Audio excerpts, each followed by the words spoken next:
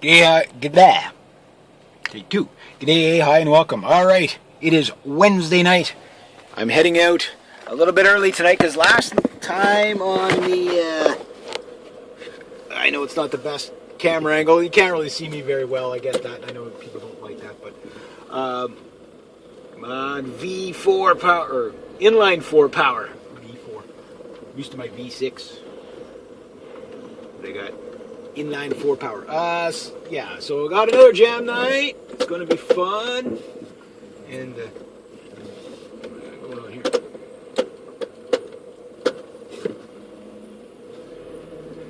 Okay, that was kind of funky.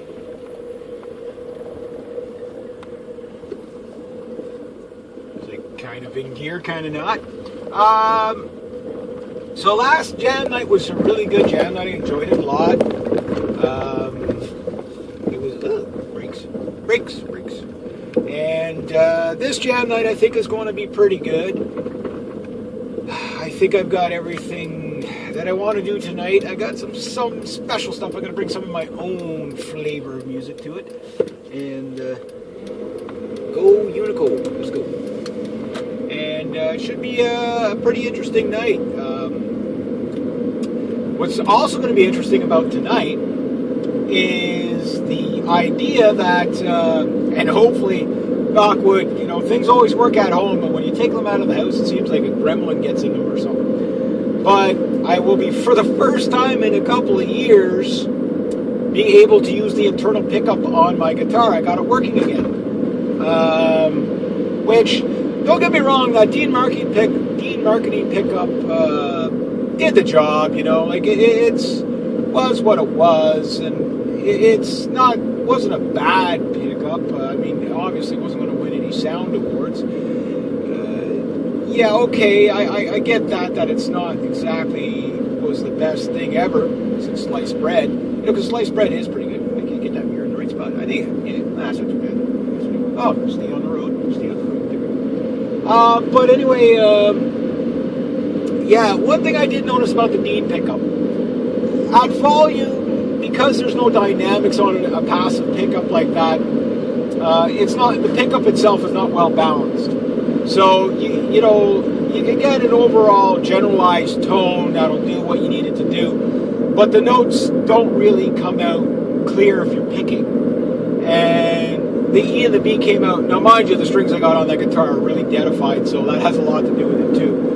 But what also has to do with it is that because the pickup doesn't really accentuate, if that's the word I'm looking for, the highs, the lows, and the mids, it doesn't balance from string to string. So when you play a chord, it sounds okay-ish, but when you want to pick individual notes, they kind of come out a little gerbled and a little muddy, and they lack the dynamics that you would want, the harmonics, the clarity, etc., etc. The other thing is that pickup had way too much mid-range. So by the time you got volume into it, okay, it would basically be too high a mid-range. And if you added too much low end, being a passive pickup, meaning that it doesn't have any noise cancelling, hum cancelling, anything like that, well, you get hums, buzzes, you know, really hard to adjust the sound on a pickup like that unless you take your time with it, which on a jam night, you plug it in and you kind of go. So you got to be able to adjust on the fly, and the sound man's not going to spend 12 minutes adjusting your guitar. It's like, plug it in. Is that a good volume? Yeah, okay, we're going to go with that. Just, he might tweak it a little bit, but most of the time it's set it, and the guy walks away, and whatever sound you got, and you got to work with whatever you got. And that's fine. You know, thus is the jam night, and it gives good experience to learn how to play. But the problem you have is, in contrast, when you have a guitar that cuts through the vocals, it doesn't really matter how high or low the volume is on the guitar. It seems like it just cuts through, and you can never hear the vocals properly because you have too much mids. And when the mids are too high, it just cuts right through. When the lows are too low, it doesn't cut through at all. So you got to have a balance there, and this is where the active pickups, like it has the Ibanez active pickup, it's not that bad, but you know, it's definitely 100 110% improvement to the guitar. The other thing that I noticed, only after I took the pickup out, to really hear the difference with my ears, just when I was like, 100% acoustic. I had the Dean pickup in there, and again, I'm not knocking the Dean pickup.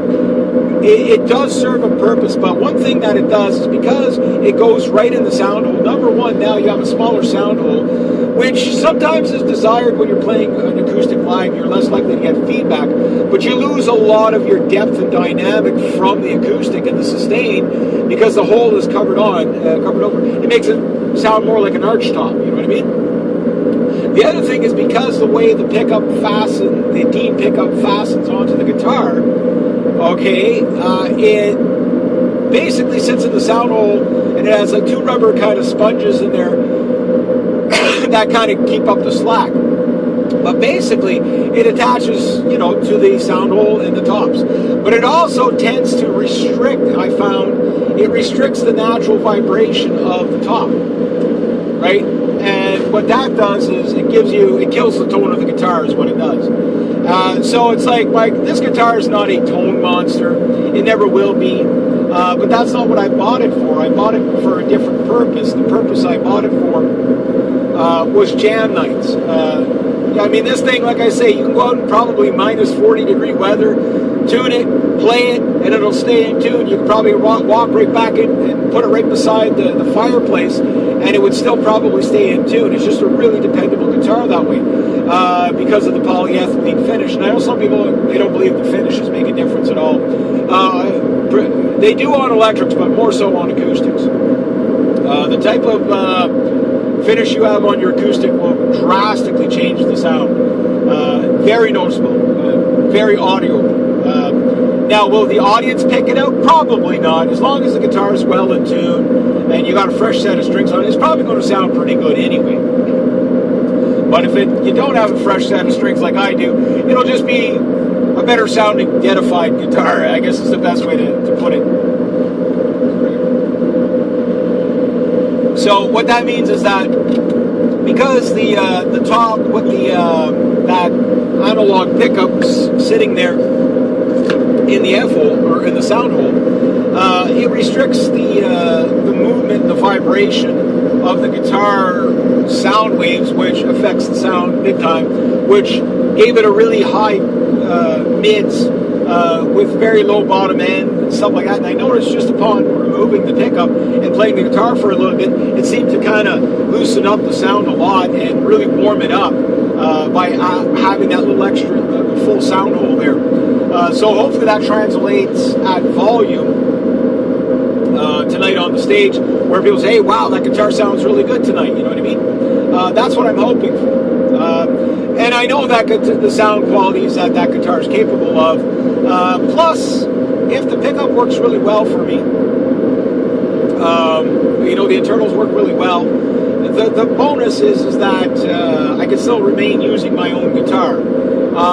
If it should fail on me tonight, I'll just grab whatever the jam night guitar is, which I gotta say, for a jam night, they put out some pretty spectacular. I mean, you're using Gibson Hummingbirds, like a $3,200 to $8,000 guitar. Now, I'm sure the guy's guitar wasn't $8,000. We know it's definitely going to be over $3,200. Taylors, Martins, these are big name guitar brands, and these are professional musician guitars. I know Fender makes cheap guitars. I know Martin makes cheap guitars. I get that. Even Taylor makes a budget level guitar. I know that. But I'm talking, these are the guitars that are the mainstay of these musicians that, they record with, and they're willing to share these guitars live. It's just mind-boggling. Even I'm not that nice. I don't mind people thrashing away on my $400 guitar. Knock yourselves out. Just, try not to scratch it. Don't try to keep, the beer spillage on it at minimal, and try not to break a string just because I'm cheap. But other than that, that's what I bought it for. If you need a guitar, go ahead, knock yourself out, play a couple of songs. That's what it's for. But would I share my Gibson on stage? No. Would I share my Taylor on stage? Absolutely not. Or a Martin? No, I'm just not that nice. So that says a lot about these musicians. But also, this is a musician's bar, so the people going up, it's like, I've yet to see a newbie go up, like somebody who's never played live before. You know, like, it seems like this is a musician's bar, so, you know, the good news about that is that you get good quality music the entire night, you know, like, there's no real, hi, I just learned how to play last Wednesday, and this is my first song, and I know it 3/4 of the way through, please be patient with me. Nobody like that got him. I'm sure there's going to be somebody. I mean, the Space Cadet hit me there last week there, he was something else. I don't know if he's going to be coming out on the show tonight. I kind of hope not, because his one song was 15 minutes long, and the second song they had to boot him off the stage. It was funny. It was funny, but I mean, it was 20 minutes. You know, like, don't hog the stage. You know, I get it. You want to do your epic song, and you think it's epic.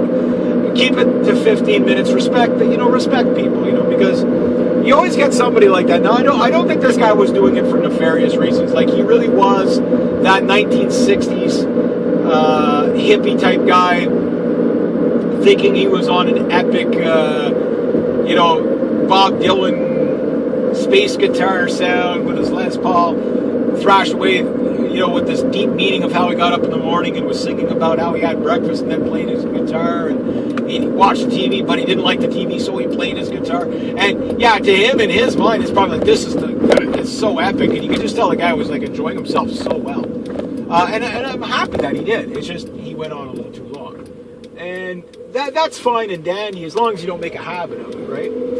And then you've got the guy that, you know, and this is more with the newbies. Like, everybody's showing up with tuned guitars, number one. You know, yeah, they might have to, and when they do tune, they've got professional tuners. I got to get myself a good tuner.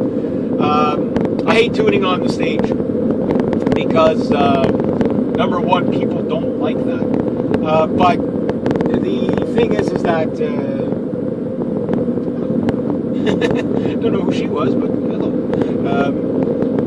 But yeah, you get the idea that, like, people will basically, you know, you need to be prepared when you go to a jam. Like, even if you're a novice, have your guitar tuned. Check it before you go on stage. This is where you're going to learn what guitars are, why you don't buy cheap guitars, not inexpensive guitars. Oh, I feel it.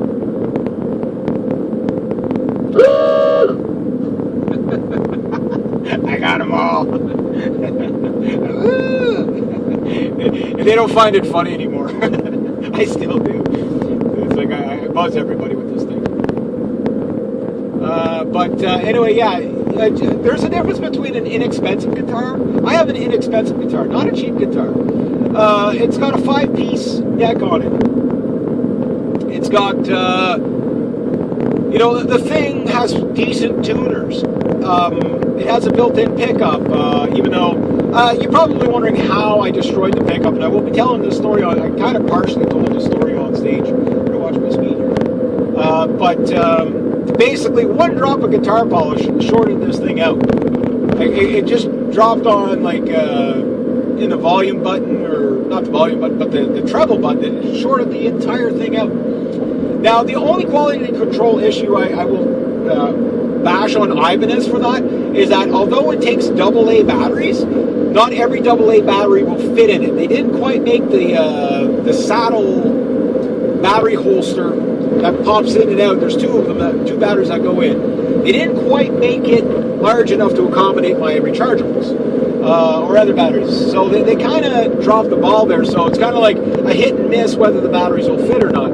So they lacked a little bit there. Now, mind you, this is 2003, 2004, 2005 technology. Hopefully they've improved since then.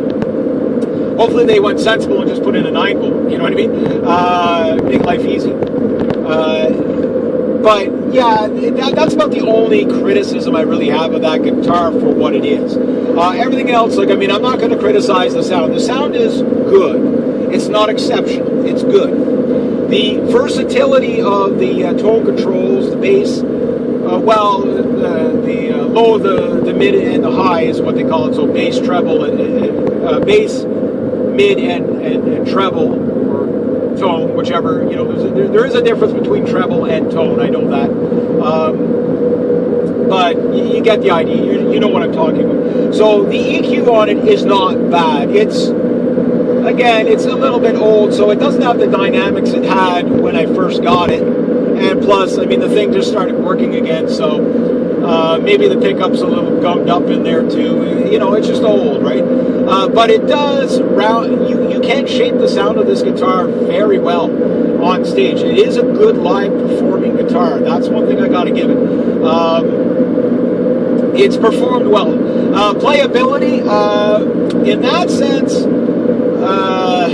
one of the first things I look for in a guitar, for a live guitar, is playability first. Everything else becomes kind of secondary.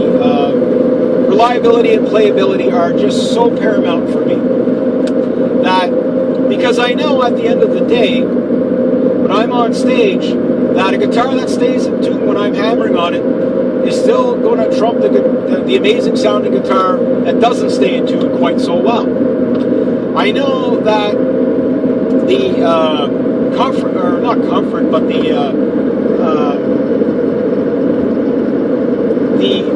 trust you have on a guitar, that I know when I play this thing, it's going to stay in tune. I know that when this thing,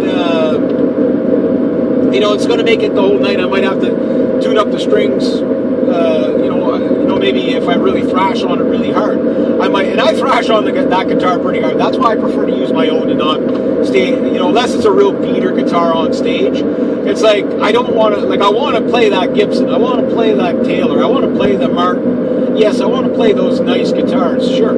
But I understand, I know what these things are worth, and I know how people, especially when the guitar's not 100% set up to you, and you're thrashing on it, you might thrash on it a little harder. And it's not that you hurt a guitar when you break a string, but it does give that that you just made the guy's heart skip a couple of beats, thinking that, okay, he's playing it way too hard. It just is what it is, and I don't like stressing people out like that. It's not nice. It's just not nice. That's why, like I say, I bought that Jackson Flying V. That thing's going to come out eventually. And yeah, I'll let people play it. Why not? That's what it's for. I don't mind sharing it. I'm not worried. Well, if I let that guy play, he might play a better set than me. I hope he does. Why? Show me what I can't do. I can learn from that. But you always want to play on stage with people that are better than you, musically, or different, because you pick up stuff. You're going to learn more playing live than you will just about any other way to learn music. It teaches you so much. Now, unfortunately, I did jam in between last week and this week at the fish fry in front of my house. We had a fish fry. I got to tell you a little story about that. I even got some footage of it. There's a guy that I know named Jan, and I've known him since I was a kid. He's a little older than me by a little. He's about probably a decade older, or maybe a little bit more. And for about 30 years, we've been talking about jamming together. And it finally happened. And it was he's a completely different style. This guy, and strangely enough, he's not an acoustic player predominantly. He's got a 78 Telecaster. He's had two of them from 1978, not reissues. And he's played this Telecaster, it's the maple with the semi-hollow body there. I've played it years ago, and it's the Telecaster I want. I'll just say that. I've yet to play a Telecaster quite like it. And I've played quite a few Telecasters, never owned one, but I've played a lot of them, and I love them. They're the melodic Les Paul, you know what I mean? With the long scale. But I saw him years and years ago play House of the Rising Sun, and he did at the Danford Lake Hotel when it was open, when my uncle owned it, and he just blew me away. I'm like, that was just so good. The picking, and he's more of a chicken picker, so he doesn't just. I'm a rock guitarist, I'm not a country player at all. This guy is, Waylon Jennings, that kind of stuff. He's not a blues player. He's a bluegrass country player, and he's just really, really good. And he has a great voice, very Waylon Jennings-like voice, but with more range. And he still got it. After all these years, he still got it. And I got the footage, but there's some of my cousins and stuff like that. And family ended up in the footage, and I was just like, well, I don't know if they'll appreciate it. So I won't be releasing that footage. And it was a little sloppy. I mean, it was a party that we were at after all. And it was like our first jam session was in front of a crowd of about 30 to 40, maybe 50 people, whatever family was there. I didn't count them all. They were there. And wow, it sounded good. It sounded good. And I was playing a newer Ovation. Like, it was one of the, it was a little bit smaller. Like, I've played Ovation guitars many times over the years. I've never owned one. I've never really particularly liked them because of that weird rounded body shape that they had and the fact that they were, plastic. But again, as a gigging guitar, I would highly, if you were going to tour around the world and you needed an acoustic guitar that was going to really take that kind of a beating, it's going to be an Ovation. I mean, these things are, basically the body is fiberglass, right? And they're very good guitars, very well-made guitars. They're not the best sounding guitars. They're a little bit deadified because of their whatever. But their electronics, like on this Ibanez, are very good. They're very good. It's no Takmean, it's no Gibson, it's no Martin, it's no Taylor. I get that, but they're good for what they are. As a gigging guitar, if you pick up an Ovation, buy it. If you get a chance to buy a cheap one, buy it. You get a chance to buy the double neck Richie Sambora one, go nuts. If you got that kind of money. If I had $2,700, I would have that double neck Richie Sambora Ovation. But just the cool factor of having that thing on stage. I've played double necks on stage. I know what happens to a person when they play a double neck on stage. People actually remember who you are the second you get off the stage because you played that cool double neck guitar. That guitar is like 2 guitars, man. That guy. Every other guitar people forget as soon as, oh, were you on the stage? We didn't notice. We only notice when you're there. Other than that, shut up and leave us alone. You know what I mean? So there's that, right? But it's like playing these guitars and different guitars and stuff like that, and setups and whatever. The playability of a guitar, that Ovation, that newer one with the reshaped back end and slightly, it's a Juggernaut kind of style, but it was a little bit more like a kind of like the shape I have. I forget what they call mine, but it's more of a rounded. It's that middle. The guitar that does, it's the jack of all trades body, like the one I got. So it looks like a J200 body, but shrunken down. They also call it a Western Classical. They got a few names for it. It's a really good guitar shape, and that Ovation sounded really good with that Dreadnought.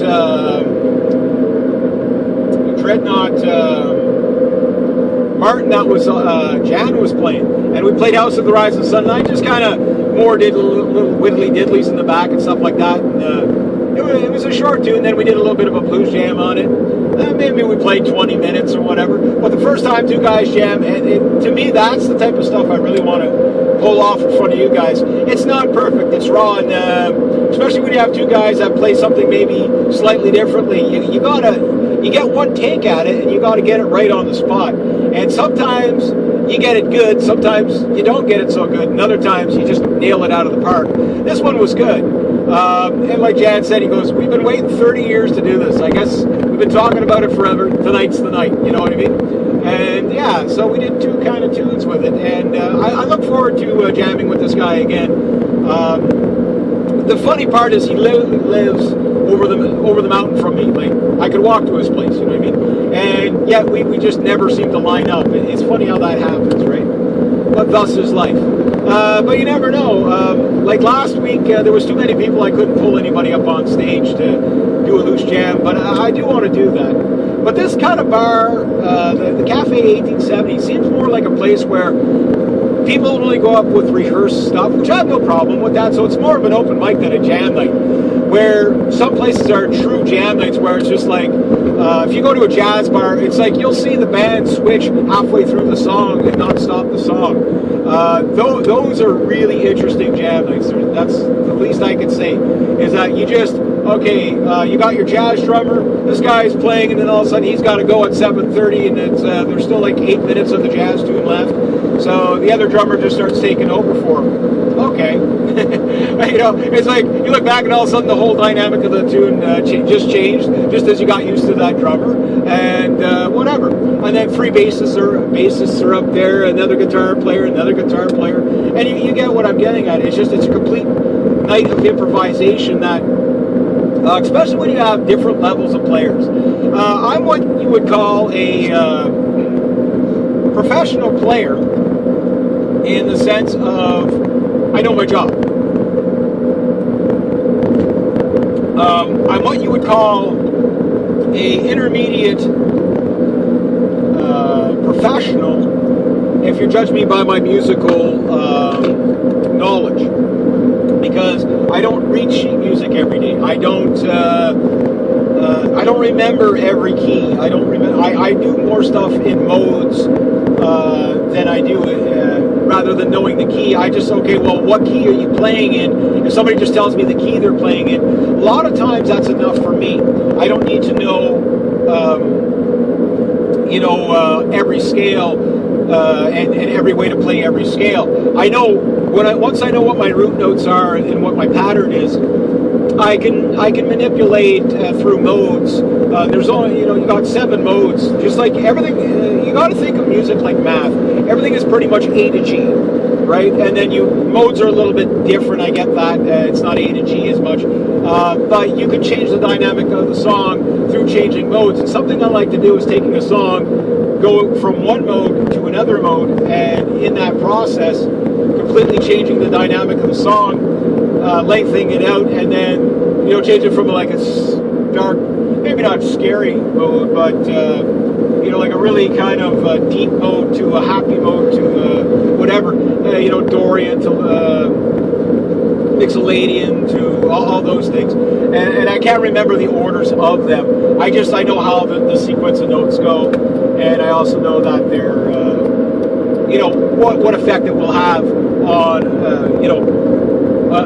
a song, so if you're doing like, say, just a 3-chord rock, 3-chord blues, you can really change the dynamic playing, because it gets boring if you just play in the same mode all the time, right?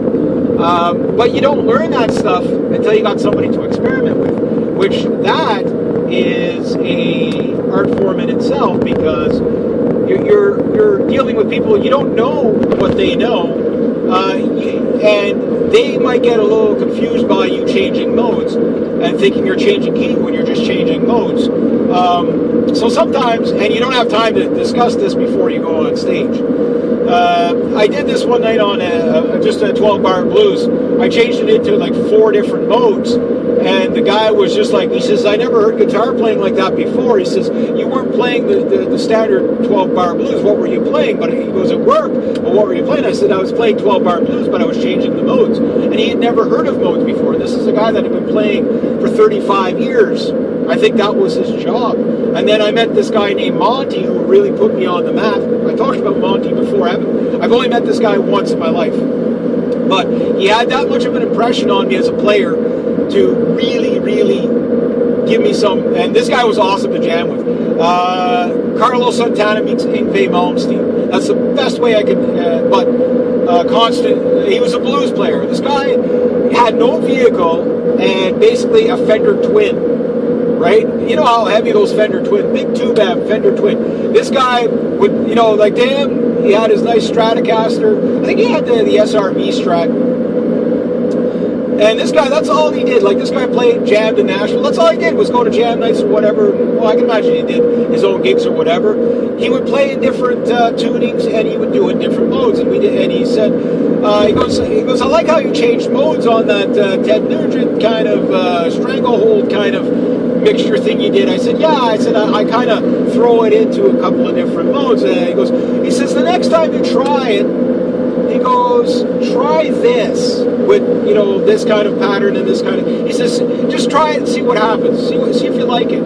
He goes, try it within the same song. And I never thought to change modes in the same song. What kind of dynamic does that bring in, right?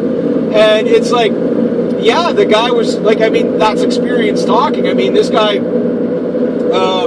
he says it never gets old. Like 12-bar blues can get old because you're going to hear that same, 12 fret note, which sounds great, played in the same, pentatonic scale every time. Again, I love the pentatonic scale. If you're a rocker, you play the pentatonic scale, but change it to a different mode.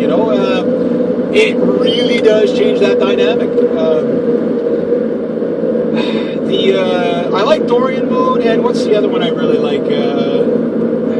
It's like the third mode, basically. It's a minor mode. There's like, you have 4 majors and 1 minor mode, and I like mixing it between major and minor. Of course, you can do this. And when I do this, it really does kind of, it's like okay, you got 12 bars to do this, so you do the first 6 bars one way, and then you throw it somewhere else, and it sounds like you changed the entire dynamic of the song, but you're still playing the exact same thing. You moved one note in the sequence, and it just completely changes everything. I know I'm going a little bit on that, but it's something that will throw you off too as a guitar player going in onto a jam night, where I tend to play allegato a lot. In other words, I tend to play what sounds like a Spanish guitar all the time, a Spanish kind of flamenco, but with a rocker's edge. So I don't really play flamenco. Flamenco tends to be in a lot of minor stuff, you know what I mean? Most classical stuff it's all over the place, I get that, but you do some stuff is in minor, like Paganini, dare I say, and I know some people will disagree with me on, he does tend to do a lot of weird modes. He does a lot of weird stuff. I'm not going to say he's majorly in minor or majorly in major. He tends to be all over the place, and that's what gives him his unique sound, right? And when you got like Bach, you tend to be somewhere between minor and majors, sure, but there's Bach tends to be a lot more, well, I don't want to say happier, but more peaceful, less scary. Where if you got somebody like, say, Tchaikovsky, very dark, somebody like Paganini, very scary, and the modes is what makes it scary, dark, or kind of sad and soulful, or peaceful, or tranquil, or just downright goofy. You know what I mean? And it's the modes that do this, the changing of one note. And you can do this with any song and make it your own. But you won't know that until somebody tells you about it. Basically, think of a jam night like a guitar lesson or a music lesson in general, because it technically is. You get one chance to get your 15 minutes of fame right that night. So if you play something wrong, you don't get a do-over, right? But sometimes wrong is right. There is, and one thing you'll learn too is when you jam with other people. Sometimes when you play something unique, for example, I'm the only guitar player so far that I've seen there that tends to use a pick. Everybody else tends to be finger picking, which is completely, you got to understand, I would say the average is like pop folk music, if that makes sense to you. It's like, think of a modern edge, kind of pop folk would really describe the majority of the players. So they're doing finger picking. They're not country. They're not really rhythm and blues. They're not really folk, but they're modernized enough to sound that you could say they're a pop music, but there's also, they're melodic enough to say that they're folk. So it's a very interesting dynamic that brings to the table, which, again, I don't play like that.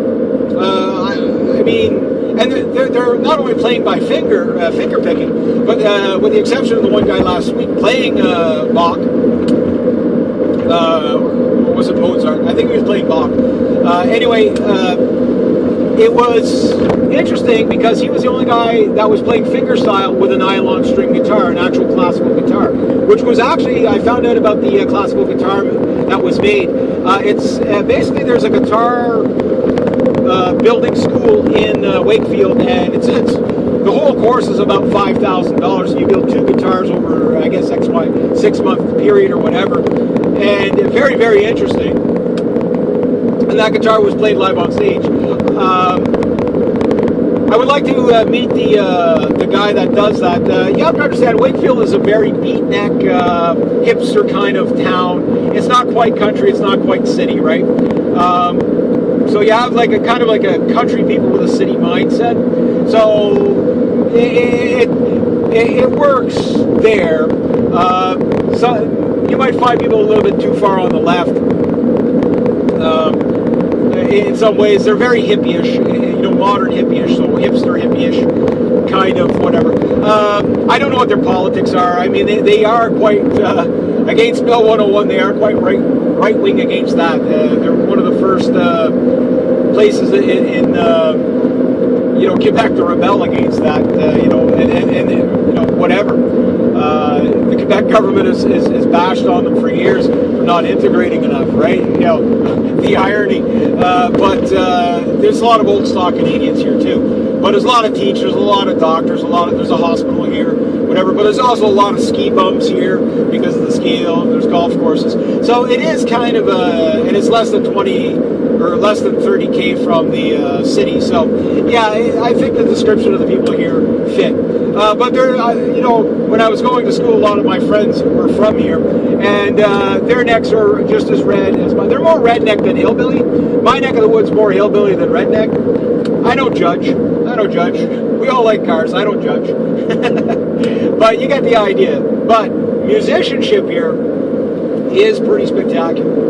It is pretty spectacular. I got to say that some of these musicians are just blowing me away, and it even kind of makes me question what I want to play live, because it's like, well, I got to bring my A game, because the next guy on the stage might just be, just fantastic, which I am enjoying so much. But I do think I have to warm my way up to a gig. I don't think it's one of those places that you're just going to get a gig walking in off the street or doing a couple of jam nights. I think you got to kind of get in with the staff a little bit so that they can recommend you.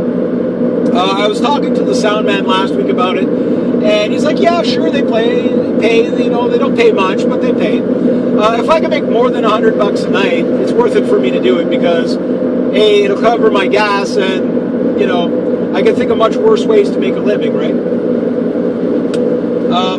But even with that said, I could also say quite simply is that it's a nice atmosphere to play. They do tend to be very responsive to originals. I'm not going to tell you what I'm going to play tonight, but there will be an original tonight. But I'm going to showboat a little bit tonight. Hopefully, it'll be taken that way. Be like, ooh, wow, that was some fancy guitar playing, I got to be careful, though, because although I know my job very well on my system, playing through a different PA, the dynamics on that PA are a little bit different. I have to get used to it. So I can't, I just cannot seem to pull any sound out of that guitar when I'm finger tapping on it like I can at home. I don't know why this is. I have a feeling it's just because my strings are deadified. I have Dean Markneys that came, the cheapest Dean Markneys on there, which I don't mind Dean strings that much. They're actually not bad strings. But I've always found, whether they were electric or acoustic, you don't get a lot of mileage out of them. They tend to be tuning stable, but not sound stable. I can't really tell you what my favorite acoustic string is, because I kind of lost touch of all the string testing I've done over the years to see what worked best with those guitars. With that, with that Ibanez AEL10, I kind of forget. I think I might have GHS boomers or settled on GHS boomers or Fenders. I don't really remember. I probably used a ton of Darios on there, because Darios are like, you open your guitar case, you see Darios. You check your shoebox, you'll find Darios. You get a free set of Darios with every coffee and donut. You know what I mean? They're a very popular string. Blue Steels, I've even the Blue Steels, I've used those. I've used flat wounds on my acoustic. That was interesting. I'm gonna have to do another, but again, I don't have the money to experiment right now. how many acoustic sets of strings I got left, so it's probably going to turn out to one of those, you know, for a jam night, I can live with the slightly identified strings, but if I want to do the real razzle-dazzle stuff, like I want to do Eddie Van Halen's Spanish Fly Live, I think that would go over quite well. I just cannot get the sound out of the E and the B on the neck, and the G string just doesn't seem to. The D, the A, and the G, and the low E seem fine for finger tapping, even with the D pickup. But even with the, I just can't get the highs out of it and the lows out of the low strings, even with the internal pickup. Although it's better, it's not as clean as I would like, or maybe it's just it's not audio. I'm going to make up a word here and hopefully understand what I mean, but audiating to me. It's not, the sound isn't coming back to me, the fullness that I want. It just doesn't sound full, like it used to. Now, mind you, again, it could be the slightly worn out electronics and older guitar, but fingerboard-wise, I can pull it off. It's just, I just can't pull the sound out of it. I think a lot of it is the string. The strings are probably just too worn, you know, too deadified to get the harmonics that I need to fill up that sound. Oh wow, I can't see. Nice dangerous stretch of highway here, but nonetheless, I do find that that guitar does balance quite nicely. The internal pickup, when I want to bring it out front, I can. When I want to peel off the mids a bit while I'm singing, I can. So it does seem to balance quite well tonally, but it's not a superstar recording sound, you know what I mean? I think what I'm going to hear tonight is going to be good, and hopefully it's not too, hopefully the mids are better. Well, I know the mids are going to be guaranteed better. What I'm hoping for is that the lows aren't too muddy, and the mids aren't too high, and the mids I'm going to have control over tonight. That is a given. There's no doubt about that. The mids are going to be quite spectacular tonight, which I'm looking forward to that, because it's the mids that I need in the right place at the right time that are going to make people either say, "Ooh, that's a nice deep throaty sounding guitar," or "Wow, that thing just rings out every note." The first piece I'm going to play needs every note to pop out. Not easy to do, have that versatility. This is a great little guitar. It really is, for what it is. And that's what resonates with the audience, is that when you have a guitar that plays well, even if the tonal qualities are not quite as nice, it connects with the audience because they're blown away by how tight it sounds and how good it sounds. Now, the intonation on this guitar is actually not bad. It's not perfect. It just is what it is. But it is pretty good for the price range. That I will give it. And I can get away with some, you know, getting into the second octave, approaching the second octave range on it, and getting away with it. It's nice to be able to do that. A lot of acoustics, you cannot do that. The cutaway is a brilliant thing. I cannot imagine playing an acoustic guitar without a cutaway, doing the stuff I do. I just would not be able to pull it off. You know, being limited to the, you know, the 15th or the 19th fret does not appeal to me. I need all 21 frets or 22 frets, if it's 22 frets. This guitar, I believe, is a 21 fret guitar. Most acoustics are 19 or 21 fret. And I need that. I need that room on there, and I need that high heel playability. This guitar delivers in droves. It's great. If I'm just doing a very simple song, I don't mind using a house guitar. But if I want to do razzle-dazzle stuff, you kind of need to know that fingerboard a little bit better. Yes, you can pick up any guitar and do it, but it's the smoothness that you're going for. And with a familiar guitar, you tend to play smooth. Because you know what you can get away with and what you can't get away with. And the goal is sometimes less is more. And this is what a lot of people don't really understand about PA systems, is they think it's just about cranking it to the full volume, where no, it's not about that at all.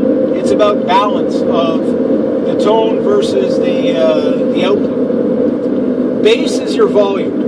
On amps, on PAs, the more bass you give it, the louder potential you have. But that's where the mud comes in. That's where the outrageous feedback tends to come in. So you need to know how to thin out a sound that might be too muddy to clear it up, and so it cuts through. But if you clear it out too much, all it does is cut through, and then you lose the low end dynamic that you need to basically, in a nutshell, balance with your vocals. So this is where active electronics are really, really good. Unless you have full control over the PA, a passive pickup is really going to kind of leave you for want in a lot of areas. Not that passive pickups don't serve a purpose. There's things you can do with a passive pickup on acoustics that you cannot do with an active. And that is very important because for those who want to do a lot of what they call air guitar, I'm not talking like, playing air guitar, but what they call where you slap the body of the guitar and give it a, like basically you're doing drum beats. Flamenco guitar players tend to do this.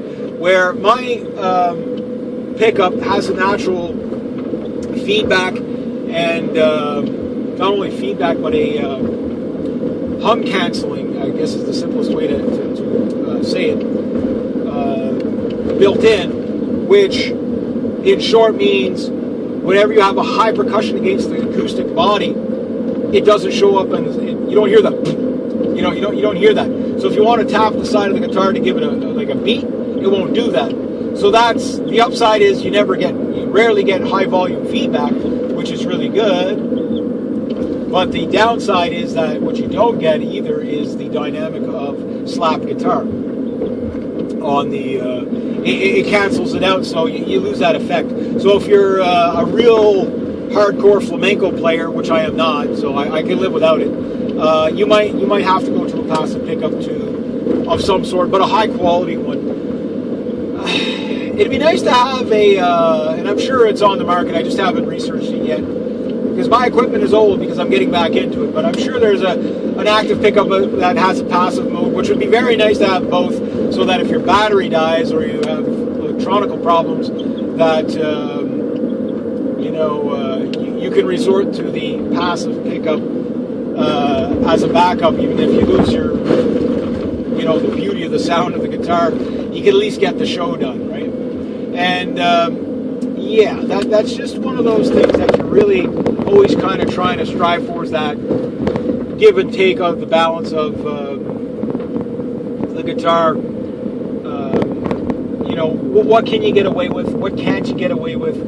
What's going to be a really good, balanced sound, high ends, low ends, harmonics, all that stuff. It plays in, and that's what's going to separate a cheap guitar from a good guitar.